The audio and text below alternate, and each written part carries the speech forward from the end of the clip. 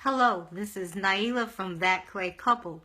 We talk about the things that matter to you the most: marriage, real life, parenting, and business. And this evening, I'm going to talk to my single ladies because you've got a couple of things that I'm hearing, and I want to try to help you reframe it so that you can get an idea for how men may translate the information that you give them. I want what I deserve. I deserve my equal. I deserve someone like-minded. I deserve someone on my level. I won't settle for just anything. And while you're thinking you won't settle for just anyone, someone is looking at you thinking, I won't settle for her. You tend to believe you are a lot more than you really are. Now, I admit and acknowledge and recognize that you bring many benefits and talents and beauty and skills to a marriage.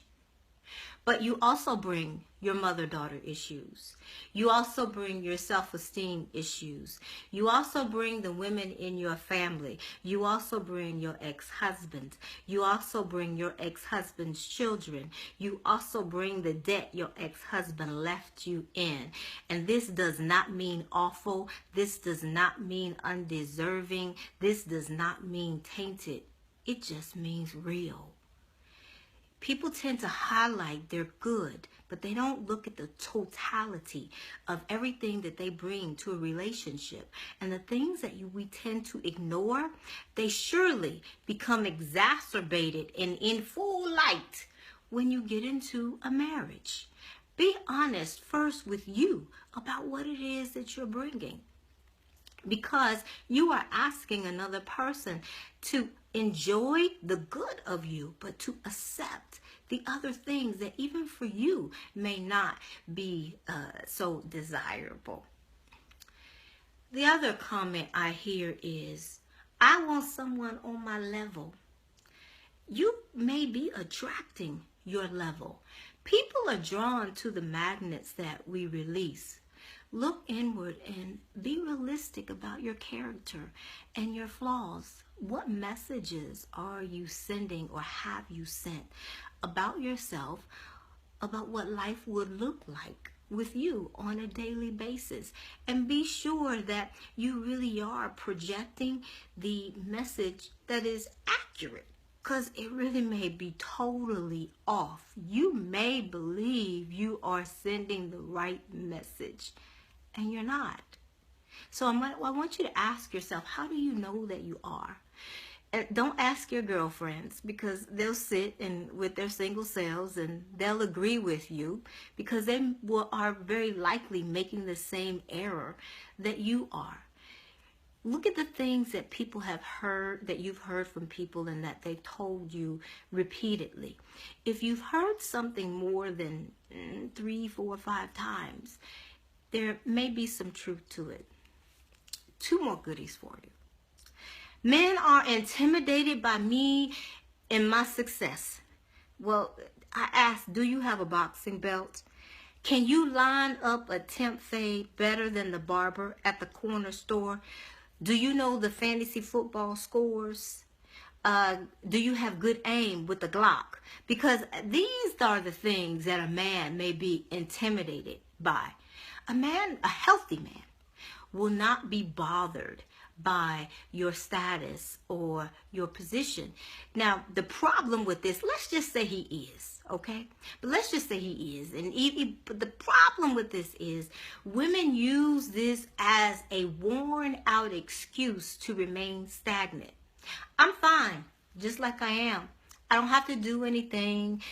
I'm just successful and I'm healthy and I'm cute and I have this and I've got this and I have this. And men are just intimidated by it. And this becomes an excuse not to be better, not to look towards any type of self-development, because you have decided that you are fine just as you are. You know, sometimes men don't choose a woman because she projects something that isn't in alignment with what he desires. And that's all right if you miss that. He's just not for you, and it's okay. And Too often, brothers, y'all don't let us know. You just, drop the bomb or quit calling or, fade to black, and no one really knows why. But we're not going to worry about that because it is okay. Because if you miss it, it wasn't for you. But when you keep missing things because you believe that someone is disrupted or disturbed by your success or by your position, check yourself. Because the goal is for you to be honest and sincere with what you put out. A balanced man, he will be happy about your position. He won't be intimidated by it. He'll look at your schedule and he'll be happy because he's got his own thing going on. His to-do list is full as it is. But I want you to look at your list of things that you say you are attracted to in a man, because it might be shallow. And it may have very admirable things, such as, a man with education, a man who believes in God, a man who keeps himself well-groomed. Nothing like that. See a well-groomed man. It looks good. But how do you know how he treats his mother? How do you know he would parent? What do you know about how he will take care of your heart? So he may meet all of that surface criteria, but inward, the stuff that goes on inside the house, he may miss the mark. The last thing, I deserve to have the man I want. You are exactly right. But we skip something. Whatever it is that you deserve, give it to yourself first. And let me tell you what it is that I mean. You deserve love. Love yourself first. You deserve affection. Give yourself affection first. You deserve a God-fearing man.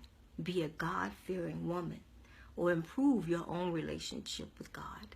You deserve faithfulness. Well, be faithful to the people that are in your life right now.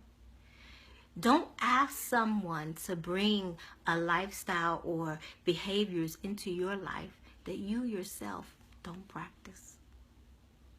Thank you. Leave your comments below. You can find us at www.hassanandnaila.com. Please share with your friends, and if you need help, you got questions, inbox. We love hearing from you. Thank you.